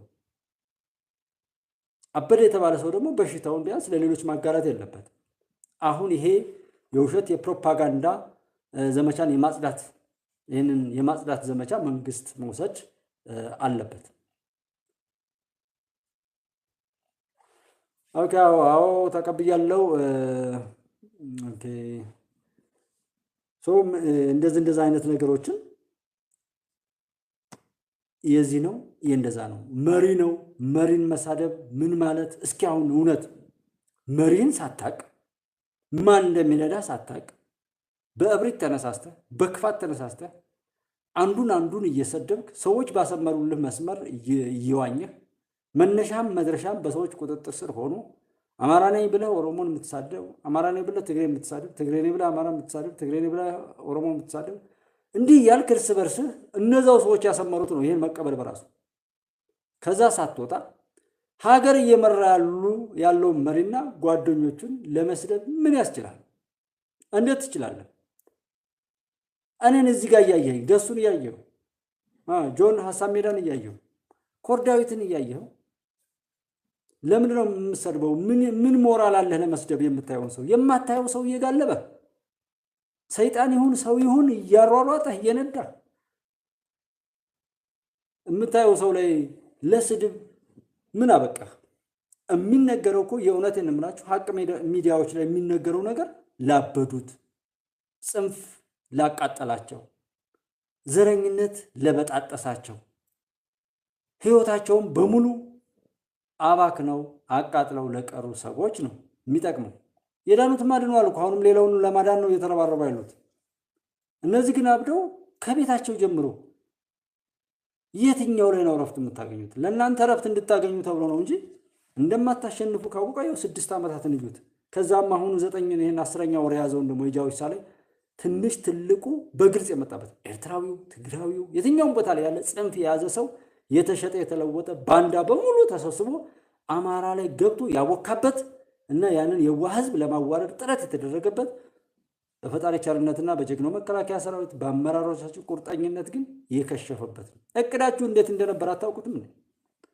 እንዴት የረከሰ ነገር በተለይ ከመንግስት መስሪያ ቤት ላይ የነበሩ ሰዎች ይህን ነገር እንዴት አድርገው አቀነጃጅተው እንዴት ድምጥማጣቸው እንደጠፋ ቼክ አድርጉት እንጂ በተለይ በውስጣችሁ ተቃጥላችሁ የቀራችሁ ሰዎች በያላችሁበት ስልጣናችሁን ሸጣችሁ ተዋርዳችሁ የቀራችሁ እኮ ብዙ ሆዳሞች አላችሁ፣ ካድሬዎች አላችሁ። እንደውም ይህንን በማቀንቀን አማራ ክልል ያለውን በተለይ በማቀንቀንና ራሳችሁን ለሽያጭና ለመሸጥ ሁሉን ተዋውላችሁ ሀገር ለማፍረስ ተነስታችሁ የነበራችሁት ሰዎች በአብዛኛው ማለት ነው እዛ ጋር መንግስት አምኖ ህዝብ አምኖ የተወከላችሁ ሰዎች ናቸው። ህዝብ የተጎሳቆለው እናንተ ባላችሁበት መስሪያ ቤት እኮ አንድ ፕሮጀክት ሲጀመር መዝረፊያነቱ እንዳያቋርጥ ሲባል በዛው እንዲቀጥል የምታደርጉ መንገድ ርብ የሚባለውን ወንዝ መገጭ ወንዝ ርብ ዝኛው መገጭ ወንዝ ስንት ዓመቱ ነው? እስኪ እንደው ጎንደር ዙሪያ ላይ ስንት ዓመታት ነው? በውሃ ፕሮጀክቶች ላይ የግብፅ እጅ በግልጽ አለበት። ግን ያ የተለየ ነው ደግሞ ይዛ ወይ አልተጀመረም ቢባልም እንደውጡ አንዴ እንዲሆናል አንዴ እንዳይሆናል እንዲህ የተባለ እድሜ ልኩን ወሬው ያልጠፋ ተሰርቶ ግን የማይታይ ፕሮጀክት ነበር። አሁን ግን የእውነት ሆነ። አውርቶ አደሮች፣ ወረቀት ገዝቶ አደሮች፣ ስልጣን የሚሸጡ፣ ፍርድ የሚያዛቡ፣ የጸጥታ ስራን የሚያከራዩ በየትኛውም ቦታ ላይ በውርደት የነበሩ ሰዎች በሙሉ በንግዱ ዓለምም ደግሞ አጭበርባሪ ነጋዴዎች፣ ሀቅን የሳቱ ሃይማኖት አባቶች ሁሉም ላይ ውርደት መጣ። የሕክምና ባለሙያዎች መድኃኒት አውጥቶ መሸጥ 2-3 ካርታ መሬት አስተዳደር 2-3 ካርታ እያወጡ አንድን ቦታ 2-3 ጊዜ መሸጥ ሁሉም በሀቅ ሊሄድ ነው ሲባል ኮንትሮባንዲስት ከከረንሲ ጋር ከምን ጋር የተያዘ የትኛው ላይ ነው ደህናነት ያለው? ወርቅ አውጪዎች በዛ ሁሉ የረከሰ እንግዲህ ከየት ነው የምታገኘው? መንግስት ያል ገንዘብ ከየት ነው የሚያገኘው? ምናምን እንላለን አላ ይሄ ሁሉ ነበሩ ለካ የሚዘርፈው። ገና እኮ ደግሞ የሚዘረፈው በደንብ አልቆመም። በደንብ ሲቆም አይኤምኤፍ ምናምን የበሰበሰ ስንዴ ይዞ መጥቶ የበሰበሰ አመለካከቱና ሐሳቢውን በኢትዮጵያውያን ላይ የሚጭነው ባለጌው ልኮ ሸቤ ይባላል። መስመር ይሰመርለታል ማለት ነው። ተረጋግተን ለጦርነት ሳናወጣ አብረን ወጠን ገብተን ምን ማለት የጸጥታ ስጋት ሳይኖር ሁሉ ነገር ቢሳለጥ የት ነበር የሚያደርሷት? እነዚህ አሁን ያሉ ልጆች ኢትዮጵያን ወዴት ነበር የሚያደርሷት? በዚህ ሁሉ መካከል ላይ የቁራ መልእክተኛ የሆነ በሚያስቸግሩ መካከል ላይ ያንን ሁሉ እያራገፉ እያጠሩ እግራቸውን የሚጎትተው በበዛበት ላይ ትንሽ ትልቁ ባገኘው አቅሙ ለመሳደብና ለመዝለፍ ለማጣጣልና ለመጣል የሚጥርበት ሁኔታ ይህን ያህል ስኬት ካመጡ በእውነት ትንሽ ትልቁ በቻለው አቅም ራሱን በመደጎም እኮ ነው። ሰው ሄዶ እኮ የሆነ ነገር ላይ ያደርግ ይችላል። ራሱን ካበላ ካጠጣ፣ ራሱን በሰላም ካኖረ፣ ከዋለ ካደረ፣ ከጎረቤት ጋር ካገኘው ሰው ጋር ሁሉ ሰላም ውሎ በሰላም ከገባ እኮ ይሄ እርዳታ ነው ለሀገር። ወልዶ ልጅ ካሳደገ እርዳታ እኮ ነው ለሀገር። እንደዛ ቢደረግ እንዴት ነበር እነዚህ ልጆች ይህን ሀገር የሚያደርጉት ብዬ እላለሁና ካልኩሌት ማለት በዚህ መካከል ላይ የሚሳደባለ ዝም የደንቆሮ ምንድን ነው የሚባለው የሞኝ ዘፈን ነው። አንድ ሰው የሆነ ልክ አሁን እንደ 66 አካባቢ እንዳሉት ፖለቲከኞች ዘፈን እየተዘፈነ የአይኔ አበባ የሚባል ዘፈን ነው እሱ እየተዘፈነ ያለ አጋጣሚ ጆሮአቸው ደነቆረ ይባላል። ጆሮአቸው ተዘጋና ከዛ በኋላ አያበለበለው ይዘፈን፣ ጎንደርኛ ይዘፈን፣ ጉራጌኛ፣ ሀዲያ፣ ትግረኛ፣ ወላይተኛ የትኛውም ዘፈን ይዘፈን በቃ እነሱ ገብተው የአይኔ አበባ ብቻ ነው የአይኔ አበባ ነው በቃ ዘፈኑ። ማንም ምን የሚባል እነሱ ገብተው የአይኔ አበባ ነው የሚሉት። እንደዚህ አይነት የአይኔ አበባ ዘፋኞች ናቸው ዛሬም ሲመረቅም ለምን ሲሰራም ለምን በዚህ ልክ የረከሰ በዚህ ልክ የተዋረደ ሰው እንደው አይታችሁ ታውቃላችሁ? በዚህ ልክ ገንዘብ ሲነቃ እኮ የመርካቶ ሌባም ከተነቃማ ይቀራል ብሎ በእጁ የገባውን ነገር ጥሎ ይሮጣል። እና ለምንድን ነው ከተነቃ የማይቀራል ብሎ ቢነቃ ባይነቃ ደግሞ ሌባ ምናምን ብዬ ስላቸው አይ ነገ ለመስረቅ እንዲያመቸው። ዛሬ ግን እንደዛ ብሎ ከተያዘ እና ከታወቀ ነገ የሚያስጠጋው ስለሚጠፋ መስረቅ ስለማይችል ነው ከተነቃ የማይቀራል ብሎ ያንን ቁጭ አድርጎ ራሱን ይደብቃል። እንደዛ እኮ ይደረጋል እኮ። የኛ እኮ የተለዩ እኮ ናቸው። በተለያየ ቦታ ላይ ልመናው ሁሉ በግልጽ ከግብጽ ጋር ሄዱ፣ ከኤርትራ ጋር ሄዱ፣ የትም ሄዱ። እናንተን አይደለም ራሱን የሚያድን የኢትዮጵያ ጠላት ካለ እውነት ፈጣሪ የለም ማለት ነው። እንኳን እናንተን ሸፍኑ ሊያድናችሁ ማለት ነው። ራሱን ሀገሩን ጠብቆ የሚያድን የሰዎች ስርዓት ካለ እንተያያለን። የእናንተ እናት አባቶች ብዙ ነገር መስራት ይችላሉ። ምክንያቱም ያንን የሚሰጠው ፈጣሪ ስለሆነ ከፈጣሪ ጋር ትጥቁን ያጠበቀ ሰው የትም ቦታ ላይ ቢሆን ትጥቁ ጥብቅ ነው። ሰውን ስታከብሩት ነው የሚያከብራችሁ። እየተሳደቡ መከበራል። ጥላቻ ከትንሽ ከትልቁ ጋር መናከስ እና ተናካሽነት፣ የሰው ተናካሽነት፣ የሰው አውሬነት በቀላሉ የሚመጣ ነገር አለ። በልምምር ነው የሚመጣው። ይሄ ሲወለድ ካስተዳደግ ጀምሮ ብዙ ጊዜ አይታችሁ ከሆነ ፍቻ አይኑር ወይ ከአባት ጋር ወይ ከእናት ጋር የሚያኖር በእንጀራ እናት የሚያድጉ ልጆች ምናምን አሉ። አንደኛው የአንደኛውን ብቻ ፍላጎቱና ስሜቱን እዛ ጋር እየፈጸመባቸው ከእናት ጋር የሚያድግ ልጅ ከሆነ አባትየው የበደላትን በደል ሁሉ ልጁን ነው እየደቀደቀች የምትወጣበት እና ከአባትየው ጋርም ደግሞ የሚያድግ ከሆነ አባትየው ሚስቱ የበደለችውን ይወጣል። እንደገና የእንጀራ እናቱ ደግሞ መጣ ጎባን የሚባል ነገር አለ። በእንደዚህ አይነት በጥላቻ ተሞልቶ ለበቀል ብቻ የሚያድጉበት አይነት እንደዛ አይነት ልጆች አሉ። አሁን ይሄ አውሬነት የሚመጣው በቀላሉ አይደል፣ የብዙ ጊዜ ልምምድ ነው። ምንም አይን እንዴት አንድ ነገር አያይም፣ አንድ የተሻለ ነገር አያይም። እንዴት አንድ ርህራሄ የሚባል እንዴት አያይም? እንዲህ ገዳይ፣ እንዲህ ነውረኛ፣ እንዲህ ዘራፊ፣ እንዲህ ሌባ፣ እንዲህ ውሸታም፣ እንዲህ ከሃዲ፣ እንዲህ ጥርቅም ከየትና ከየት ተገናኝታችሁ የማትተዋወቁ ሰዎች እንኳን ሀገር ለማፍረስ በዛና በዚህ የምታበሩ ገንዘብ ለከፈላችሁ ሁሉ ስትሉ በሀገራችሁ ላይ በክፋት የምትዘምቱ ሰዎች እውነት የኢትዮጵያ ሕዝብ እናንተን እንደ ሰው ራሱ ይቆጥራችኋል? እንኳንስ ከእናንተ ጎን ሊቆም ከየት መጡ?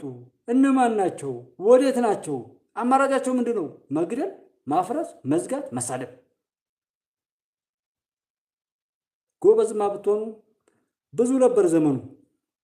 ግን ሽምግልናን ያረከሷሉ ያልታደሉ፣ ዘመናት ያልቀየሯቸው፣ የእድሜን በረከት ያባከኑ፣ መንኮሰ ሞተ ተብሎ ለዱንያዊ ለምድራዊ ህይወት ራስን ገሎ ሰማያዊውን ሹመትና የአሄራውን የመንግስተ ሰማያቱን ሹመት ያንን ህይወት ለማመቻቸት ሲባል በአካል የሞትኩ በነፍስ ብቻ ያለሁ ለዛኛው ለላይኛው ቤት ተብሎ የሚቀመጡ የምንኩስናን ስም ይዘው እዚህ ላይ ሲሳደቡ የሚውሉ ሰዎችን ሁሉ ተገላብጦ የተደቆኑ አባቱን ልጁ ያዛ አባቱን ልጁ እየደበደበ እናት አባቱን እየዘረፈ ይሄ ትውልድ ሲፈቱበት የቆዩት እንደዛም ስለሆነ እኮ ነው በለው የሚሉት እነዛ ይህንን አሻጥርና ሸር ሀገራችን ላይ ሲቀብሩ የኖሩ ሀገራት ዛሬ ነው እያመለጠችን ነው ኢትዮጵያ ተብሎ ይሄ ሁሉ ርብርብ የሚደረገው ይሄን አይነት ጋጠወጥና ልጓም አልባ ትውልድ መፈጠሩን ስላወቁ ነው። በሃይማኖት እንዳንይዘው፣ በባህል እንዳንይዘው፣ በትምህርት እንዳንይዘው፣ በህግ እንዳንይዘው ሁሉን ነገር ገለናል፣ አበላሽተናል፣ ጥለናል ብለው ስላሉና በዛ ስሜት ስለተሄደ ነው። ዞሮ የዛሬው ድል ጮታቸው የምታዩት ነው። እዛ ቦታ ላይም እንትን ማለት አማራ ጠንካራ መሪ አግኝቷል የሚለው የሚያፌዙ ሰዎች አሉ። በጣም የሚገርም ኢትዮጵያ ምን ጎሎባታል? እስኪ የትኛው መሪ ነው አሁን እኔ ከጥቂት በተለይ ምናልባት ትግራይ ላይ የአሻጥር እንትን ስለሆነ አሁን ጌታቸው ረዳ ሲወከል ለጊዜያዊ አስተዳደሩ ተፈትኖ ሊሆን ይችላል። ከዛ ውጭ ግን እንደው ያልተፈተነ መሪ አለ ወይ? ጀግናስ አይደሉም ወይ? ሲመች እኮ ማንም በተሰራ ነገር ላይ እኮ ቁጭ ብሎ ጎጦ መግባት ይቻላል እኮ። በቃ ራን ያደርጋል። በተለይ በዲጂታል በምናምን ላይ የተያዘ ነገር ራን ማድረጉ አይቀርም። ባልተሰራ ነገር ላይ ያውም ጥላት በየመካከል የኖረበት በማወቅ የሚሆን ባለማወቅ በውርደት ላይ ያለ ሁሉ ለጥላትና ለጥፋት የሚተባበርበት ሀገር ላይ ሀገር ለማሻገር ጓደኞቻቸው እየተገደሉ አመራሮች እየተመቱ በየትኛውም ክልል ላይ ቆሞ ሀገር ማሻገር ከዚህ በላይ ጀግንነት አለ? ብራይት ፊውቸር ያው እንኳን ደስ አለሽ። በጣም ነው የማመሰግነው ሁልጊዜም ለምታደርጊው ነገር በሙሉ እግዚአብሔር ውለታውን ይክፈል። ኢትዮጵያ እንግዲህ ትካስሽ እችላለሁ። ተባረክልኝ። በንግድ ባንኩ በዙም በምታደርጊው ሁሉ ተባረኪ። በወጣ የተካቢ ያለው አመሰግናለሁ እናትዬ። ያልተፈተናል ወይ እና እንደዛ አይነቶች ያልተመሰገኑ ቦምብ ላፈነዳ ነው የሚለው ይመስገን። እሱን እንፍራው። ለምን ብለን ነው እሱን እንትምለው እና እንዲህም ይቀለዳል ነው ዋናው። ግን ዛሬ አሁን የጽዱ ኢትዮጵያ ላይ ያለውን ለሞዴሊንግ የተሰራውን አይነት ነገር በዛ መልኩ አዲስ አበባ በዛ ሲጸዳ እነዚህ ሰዎች ብቻ ነው የሚቀሩ። እነዚህ ጭንቅላታቸውን ለማጽዳት ነው የሚቀረን። ሌላው ቦታውን ይዛል። እንዴት ነገሮች መስመር እያያዙ እንደሚሄዱ እዩዋቸው። እልልል እያለ ነው የባህር ዳር ህዝብ የተቀበለው። ነገ ይህንን እንትን ለማለት በየመስሪያ ቤቱ ላይ ህዝብን ለማሰቃየት የሚቀመጥ አለ፣ የተቀመጠም አለ። እዛዛ ላይ የሚወሰደው እርምት ብዙ ነገሮችን ይፈታል። በተለይ የመንግስት ሰራተኞች ላይ እኔ በአማራ ክልል ላይ ከደጀን አንስቼ እስከ መተማ ሁመራ ድረስ ባለው ላይ በአብዛኛው የማየው የመንግስት ሰራተኞች ናቸው ህዝብን እያስለቀሱ ያሉት። በተለይ አንደኛ የከተማ አገልግሎት ከቦታ ጋር በተያያዘ የማዘጋጃ ቤት ላይ የሚሰሩ ካርታና ምናምን ፕላን የሚያዘጋጁና የሚያጸድቁ ሰዎች፣ በገጠሩም እንደዚሁ የገጠር ካርታ ላይ የሚሰሩ ምናምን ከውርስም ጋር በተያያዘ ከዚህ ጋር ከመሬት ነክ ጋር ያሉ ባለሙያዎች ላይ ቼክ ያድርግ መንግስት። ሌላው ከገቢዎች ጋር በተያያዘ ገቢዎች ላይ የግብር ማጭበርበርን የማይገባቸውን ለማግኘት ሲባል የመንግስትንም የህዝብንም የሚያጭበረብሩ አሉ። ቅሬታን በመፍጠር በማንገራገር አመፀኛ መሆናቸውን በትቢት ተሞልተው የሚሄዱ በጣም ብዙ ባለሙያዎች አሉ። ሶስተኛው ንግድና ትራንስፖርት ላይ ንግድ ፍቃድ ከማደስ ከማስወጣት ከማውጣት ከምን ጋር በተያያዘ ህዝብን እንዴት እንደሚያሰቃዩ አግባብተው አዋደው አስወድደው ቀስቅሰው ተከታትለው አይደለም። ሌላው እዛው ላይ ትራንስፖርት ቢሮ ላይ የመርሃ ግብር ትራንስፖርት የሚሰሩ መኪኖች አሉ፣ የማይሰሩ አሉ። ይሄ ነዳጅ ድጎማ መንግስት ይሰጣል። ከነዳጅ ድጎማ ጋር የሚደረግ ማጭበርበር፣ የመርሃ ግብር ማሻሻያ ምናምን፣ ጥቂቶች ህጋዊ ሆነው ይሰራሉ፣ ግን ተጠቃሚ አይደሉም። አብዛኞቹ ደግሞ ያንን ለሚያስከብሩ መንገድ ትራንስፖርት ላይ ምናምን ለሚቀመጡ ሰዎች ይሄ መርሃ ግብር የሚባል አለ። ከእስከ መኪናው በታሪፉ ይሄዳል አይሄድም፣ እንደገና መውጫ ሰዓቱና መግቢያ ሰዓቱን የሚያሳይበት የእንቅስቃሴ እቅዱን የሚያወጣበት በየወሩ የሚሰራ የትራንስፖርት መርሃ ግብር የሚባል አለ። እሱን ብዙዎች አያወጡም። ባገኙበት የራሳቸውን ስራ እየሰሩ ሌሎቹ ግን ህግ አክብረው ጥቂቶች በዛ የሚሰቃዩት። ህግ ማክበር እንደ ነውር እንደ አክሳሪ ነገር ሆኖ የሚታይበት ህገ ወጥነት ደግሞ የሚበረታታበት አይነትን አሰራር ይሰራል። ከዛ ቀጥሎ ጉምሩክ ጋር ኬላዎች ላይ ይሄ ዝሞ ቀበሌ የሚጥላቸው መንደርተኛ ሁሉ እየተነሳ ኬላ የሚጥልበት የሚሆን እነዚህና መሰሉነቶች ህዝብን የሚያሰቃዩ በትክክል ከሆነ በጣም ጥሩ ነው። ግን ማን እንደጣለው እንኳን የማይታወቅ ህዝብን በስነ ስርዓት የማያናግር የውርስ የሚወርሱትን ዕቃ እንኳን በደረሰኝ መቁረጥ አለባቸው። አንድ የጉምሩክ ባለስልጣን ትክክለኛው ጉምሩክ ላይ ዕቃ ሲወረስ ሁልጊዜም ኮንትሮባንዲስት ሆነው የሚሰሩ ከሆነ አንፈልግም ብለው ጥለው ይሄዳሉ። ሪከርድ ይጠራቀማል። ነገር ግን አይ በቃ ቢያንስ ለመንግስት ይግባ ከኔ ላይ ከወጣ ብለው ለሚሉ ሰው ደግሞ ደረሰኝ የማይሰጡ የሚሰርቋሉ። ምንድናቸው እነዚህን ካልናችሁ ደግሞ አገልግሎት ሰጫሉ። ውሃ፣ መብራት፣ ቴሌ፣ ባንኮች፣ ይሄ ከህዝብ ጋር በጣም የሚገናኙ ነገሮች ህዝብን የሚያማርሩና ህዝብና መንግስትን የሚያጣሉ የሚያራርቁ ብሶት የሚወልዱ ናቸው። እነዚህ ላይ ትኩረት ሰጥቶ ከተሰራ የትኛውም ቦታ ላይ ህዝብ ምንም ችግር የለበትም። ህዝብን ተበድሎ ተሰቃይቶም እንደገና ለሌላ በደል እንደገና ከመሪው ጋር ተጣልቶ ወደ ሌላ መከራ እንዲሄድ የሚያደርጉት እነዚህ ሰዎች ናቸው። ዘውዲቱ አቦይ ተባረኪልኝ። ሁልጊዜም ለምታደርጉው ነገር በወጣ የተካ ተባረኪ። ያው እንኳን ደስ አለሽ ብለናል። ድልድዩም ሲሰራ የጥላቻ ግድግዳዎች ሁሉ የፈራረሱበት ቀን ነውና ተባረኪልኝ ዘውዲቱ፣ በወጣ የተካ ብያለሁ። ሁልጊዜም ለምታደርጉ ነገር እዚህ ጋር ላላችሁት ወንድሞቼ ተባረኩ። የኢትዮጵያ አምላክ በያላችሁበት ሰላማችሁን ያብዛ። በወጣ የተካ ብያለሁ። ተባረኩ። እና እንደዛ አይነት ነገር እየሆነ እያለ ስለዚህ እነዚህን ትኩረት ቢሰጥ፣ እንዲሁም ደግሞ የኢንተርኔት አክሰስ ያላቸው ፋይናንስ ተቋማት ለምሳሌ ቴሌ አለ፣ እንደዚሁ ባንኮች አሉ። የስራ ፍሪ የመሆን ሲገቡ ዘግይተው ይገባሉ፣ ሲወጡ ፈጥነው ይወጣሉ። ለህዝብ አገልግሎት ተብሎ የተዘጋጀውን ኢንተርኔትና ሌሎች ነገሮች ህዝብን ለማሰቃየት እዛ እየተጫወቱ የለም ሲስተም የለም ተብሎ ሲስተም ይዘርጋል። የሚገርማቸው ሞገስ ነው ከነሳቸው ያሉ ነጥቦች በጣም ትክክለኛ ናቸው። መፍታት ያለባቸው ማነቆች ናቸው። ፈጣሪያችን መንግስታዊ በእርግጠኝነት የግድ ነው። እነዚህ በጣም ሞገስ እንደነዚህ አይነት ነገሮችን አሁን ወደፊት መሪዎች ላይ የምናወራባቸው ነገሮች ይኖራሉ። አሁን እንዳልኳችሁ እንድነው እያልን አይደለም። ይሄ ሚዲያ እኔ አሁን ኒውትራል ነኝ። አሁን ባለፈው ሱሌማን አልቃድር ላፕቶፕ ገዝቶ ላከልኝ። ከዛ ደግሞ ካሜራ ይጠይቃል ለካ ከሞባይል ጋር ላገናኘው ብል ደግሞ እምቢ አለኝ። የሆነ የሚያግዝ ሰው ምናምን የለም። ጀስት ግን እንደዚህ ከዚህ አሁን ቴክኖሎጂ ጋር ምናምን ያሉ ነገሮችን ያው እያጠናው ነው። እነሱ ሲሆኑ ሌላም እዚህ ጋር አሁን የሱሌማንም ሆነ ሌሎች ወንድሞች እዚህ አዲስ አበባ ያለ ሰው ካለ አብረን እንደዚህ የሆነ ገቢ ማመንጨት ከጀመረ እንትኑ ይሄ ቻናሉ ማለት ነው ወደዛ አድርገን የብዙ ሰዎች የእናንተ ሁሉ እንዲሆን ነው። ይሄንን አይነት ነው የምናወጣው። ሀገር ነው የምንሰራበት። ሰዎችን ሰው እናደርጋለን። ራሳቸው ላይ ያለውን እንቀሳቀሳለን። ህጎችን እናስተምራለን። የሚበጀውን እንላለን። ኢትዮጵያዊነትን አብረን እንመክራለን፣ አብረን እንዘክራለን። ስለ ኢትዮጵያዊ ክብር፣ ስለ ኢትዮጵያዊ አንድነታችን የምንሰራበት ሚዲያ ነው እንዲሆን የምንፈልገው። እቅዱ እንደዛ ነውና በተለይ እንዲህ አይነት ችግሮችን ሄደን ነቅሰን በምናውቀውም እኔም ቢያንስ የ12 ዓመት ምናምን ያህል እንደዛ ሰርቻለሁ። በተለይ 5 ዓመታቱን ደግሞ በማኔጅመንት ላይ ነው የሰራሁትና ያው ማኔጅመንት ብዙ ነገር ያስተምራል። በተለይ የሰዎችን ችግር መሸከምን ስለሚያስተምር ከትንሹ ተራ ከማርኬተር ወይም ዶር ቱ ዶር ከሚሸጥ ሰው ተነስቼ ደግሞ ስለሆነ ወደዛ ወደ ማኔጀር የሄድኩት ጥሩ አቅም ነበር የነበረው። ምክንያቱም እታች ላይ ያለውን ነገር አውቃቸው ወደ ስተዱ በጣም የተሻለ ነበር። ልጆች ላይም የሚፈጠረውን ችግር ቀድሞ በማወቅ ችግሩ እንዳይፈጠር ቀድሞ የማገዝ አይነት አቅም ይመጣል።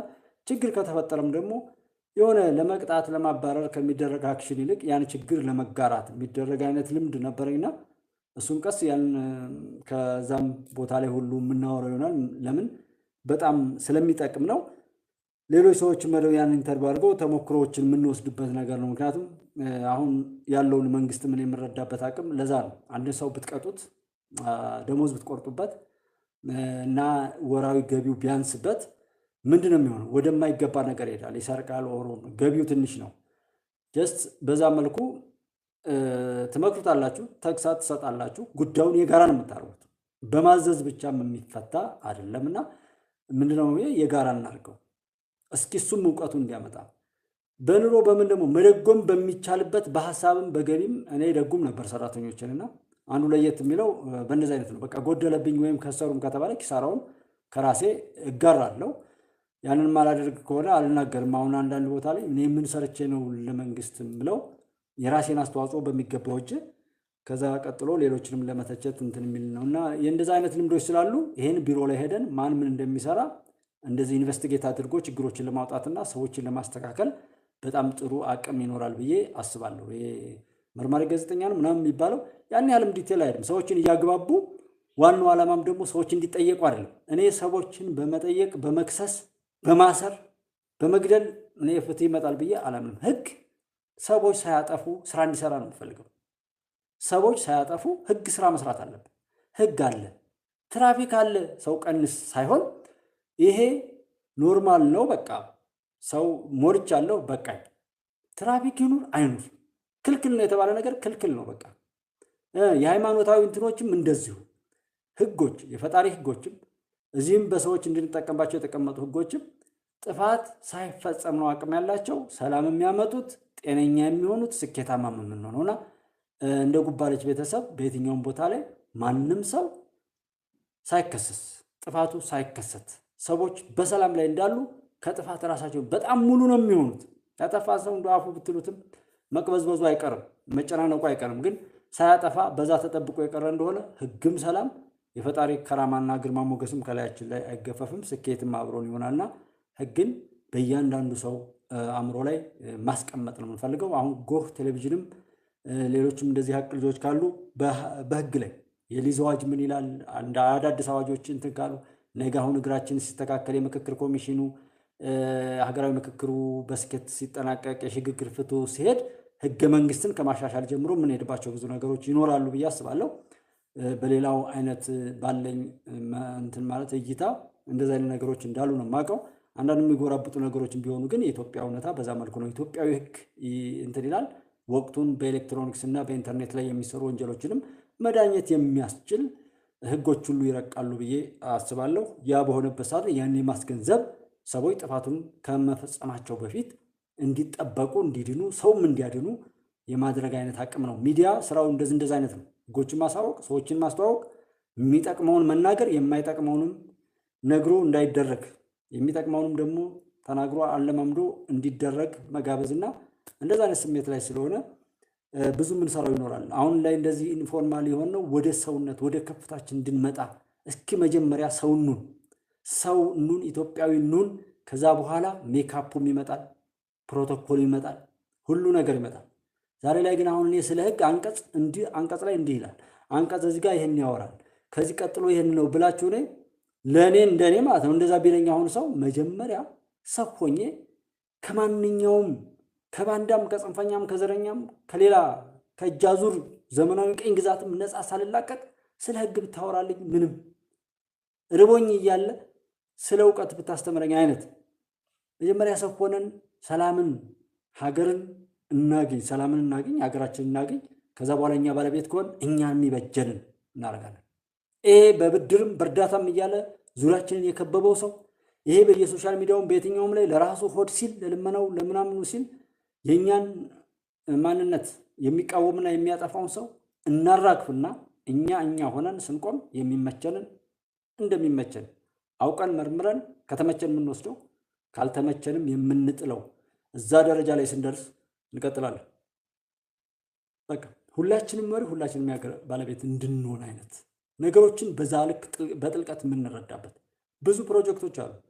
እሱም ብቻ አይደለም እንደ እዚህ ጋር የተዋወቅን እህት ወንድሞቼ ይሄን ብቻ አይደለም በተለያየ ልማት ላይ እንሰራለን። አሁን ማንቃት ሀገርን ማቆም እንደዚህ። ከዛ ቀጥሎስ ሀገሪቱ የምትፈልጋቸው የኢንቨስትመንት ስራዎች ይኖራሉ። በዛ ላይ ያላችሁን የኢንቨስትመንት ሀሳቦች የማርኬቲንግ ስታይሎችን ደግሞ እሱን ሁሉ እናማክራለን፣ እንሰራለን። ገና ብዙ የምንሰራው ነገር እንዳለ ይሰማኝ። እኔ ቢያንስ እንደዚህ ወጥቼ ከሰው ጋር በመተዋወቅ የራሱና በዚህ ልክም ደግሞ ፊት ለፊት በመምጣት እኔ ብዙ በሽታ እንትን ይላል የሚልና በጣም ደስተኛ ነኝ። ወይ በዚህኛው እናየውና ከዛ በኋላ ብዙ የምንሰራው አለ። እግዚአብሔር ይመስገን። ሌላውም ካለ እኛ ብቻ በሐቅ ላይ እንቁም እንጂ ሌላው እዳው ገብስ ነው። ክፉ እናጠፋለን፣ ኢትዮጵያ እናስቀጥላለን። ጀግኖች ወንድሞቻችን በሙሉ በአሸናፊነት በድል ይቀጥላሉ። ይሄ ምንም ጥያቄ የለውም። እኛም የዛ ታሪክ ባለቤት ነን። ጋሽ ጌታነው እንግዲህ ኮንሻ አለ። ኮንሻና አካባቢ ላይ ምን ልማት ይኖራል? አባይ ህዳሴው ግድብ ላይ ምን ይኖራል? 100 ግድቦችን ዶክተር አብይ ይሰራለሁ ብለዋል ባለፈው። እነሱ ሲሰሩ እንደዚህ። ሌላው እንግዲህ እንደምንነካካቸው ነጥቦች ቢደጋገሙ ትምህርት የሚሆኑ ናቸው። እንደ ቅድም አሁን መንግስት መስሪያ ቤት ላይ ያሉ ሰዎች ህዝብን ሊያገለግሉ የህዝብን እውቀታቸውን አከራይተው ህዝብ ደግሞ ገንዘብ ከፍሏቸው የሚኖሩ ሰዎች ህዝብን የሚያሰቃዩ መሆን የለባቸውም። ጠቅላላ ተርጓሚ መብራት ላይ ፊውዝ እየነቀለ በቸገረው ቁጥር ሰፈሩን ገንዘብ የሚያሰባስብ ሰው መድቦ የሚሰርቁበት ሁኔታ አለ። አሁን ከአንድ ሰሞን እኔም ሰፈር ላይ እንደዛ ነበር እና እኔም ተጣልቼም ብዬ አጋጣሚ ገንዘብ የሚሰበስቡ ሰዎችን ያው ተነጋገር። ከዛ በኋላ ተው መብራትም አይጠፋም እና ገንዘብ እያዋጣችሁ በሰጣችሁት ቁጥር ልጆች የማያስቡትን ነገር እንዲያደርጉ ነው ያደረጋችኋቸው። ፊውዝ እንዲነቅሉ በሐላሉ በሐቁ ከመሄድ ይልቅ እንዲዋሹ ነው ያደረጋችኋቸው ብለን እንደዛልና አሁን ያንን አስተካከሉ ማለት ነው። መስጠቱ ሲያቆም በቃ ማበላሸት ለምን ያበላሹታል? እንደውም ስሩ ተብለው መድከም ሁሉ ሊመጣል። እነሱን እንደ ገንዘብ ማግኛ ነበር እንደዛ የሚያደርጉትና ያንን ነገር እንትን አለው። አሁን እሱንም የሚመስሉ ሰዎች ከዛ ነገር እንትን እንዲሉ ገቢያቸው እንዲያድግ በሙያቸው ላይ ደግሞ ይሄ የባለቤትነት መንፈሳቸው እንዲያድግ ኮንስትራክሽን ላይ የኤሌክትሪካል ኢንስታሌሽን ላይ አይቲ ኢንፎርሜሽን ቴክኖሎጂ ሲስተም ላይ አዳዲስ የሚመጡ ነገሮች ላይ ቴክስታይል ኦር የሆኑ ፋክተሪዎች የተለያዩ አዳዲስ እውቀት የሚሸጋገርባቸው ቦታዎች ላይ የውጭ ሰዎች የመንገድ ስራ ምናምንና ሰፋ ያሉ ፕሮጀክቶች ላይ አይ ቲንክ መንግስትም እያደረገው ነው ብዬ አስባለሁ። ጀስት ግን የኛ ልጆች ሆም ብለው ተጠግተው ልምድ እንዲወርሱ የሚደረግበት አሰራር መንግስት መቀየስ፣ ልምዱን አገር ውስጥ ማስቀረት፣ ሁልጊዜ የውጭ ጥገኛ ከምንሆን ኮንስትራክሽኖች ወይም ኮንትራክተሮቻችን ደግሞ ደረጃቸው ከፍ እያለ ሌብላቸው እያደገ ባለሙያቸውን ገቢያቸውን እያሳደጉ የሚሄዱበት እንዲሁም ደግሞ ምንድነው ማኑፋክቸሪንጎች አገር ውስጥ የሚያመርቱት ደግሞ በእኛም ጭምር ቅቡልነት አግኝተው እያደጉና እያሳደጉ የሚሄዱበትን እድል የምናገኝበት እንዲሆን እንደ አይነትም ምልከታ ሊኖረን ይገባል። የሙያ መውረስ የሙያ ማስቀረትና እውቀቱንም ይዞ የመቆየት ማክበር፣ የመከባበር መስሪያ ቤቶችም ደግሞ የሰራተኞቻቸውን ቤት ሰርቶ እስከ መስጠት እንድንድህ የሚሰጡት ጥቅማ ጥቅም እዛ ሲነሪቲያቸውን ጠብቀው ደግሞ የመስሪያ ቤቱን በቃ የሆነ ባክቦን ነው የሚባሉት ወይም ዋና ቋሚ ሆነው ተቆርቋሪ ሆነው በትጋት እንዲሰሩ ሰዎችን ማግኘት ብቻ ሳይሆን አግኝቶ ማቆየት የሚባላል በማርኬቲንግ ላይ የሆነ ሰዎችን ጥቂት ጊዜ ብቻ ማግኘት ሳይሆን ካገኙ በኋላም ይዞ መቆየት፣ አብሮ መቆየት ይሄ በጣም አዋጭ ነውና ማኔጅመንትን በራሱ ሰዎችን ከያዙ በኋላ አብሮ ማቆየት፣ ውጤታማ ማድረግ፣ የሰው ኃይል ልማት ላይ ከፍተኛ ስራ ከተሰራ ብዙ ለውጥ ስለሚመጣ እሱን አይነት ስሜት ሁሉ የምንሄድበት ነው። ኤንዌይ ጉባኤዎች ላይ ብዙ ነገር እናገኛለን። እንዳልኳችሁ ግን በቃ ያው ብቸኛ ሲኮን የሚያማክሩትም የሚጠይቁትም ነገር የለም። አሁን ሱሌማን ጋር ብቻ ነው እንደዛ ኮሙኒኬት እንደዛ እያደረግን ያለ ነው። ከዛ ውጭ ነገሮች እንደዛ ስለሆኑ ነው እንጂ ብዙ ምን ሰራዋለ። እዚህም ያላችሁት ወንድሞች ተገናኝተን ነገሮችን በዛ መልኩ እናሳልጣለን። ግን ሀቅን ስለያዝ ድሉን ሁሉ ይዘናል፣ እንቀጥላለን። ብዙ ማድረግ መስራት ያለብንም ስላለ እሱ እንሰራለን። ኢትዮጵያ ታበጽሕ እደዊሃ በእግዚአብሔር። ድሉ የኛ ነው። ተባረኩ። ሰላማችሁ ይብዛ። ደህና አደሩልኝ። እወዳችኋለሁ፣ አከብራችኋለሁ። ኢትዮጵያ በድል ትቀጥላለች።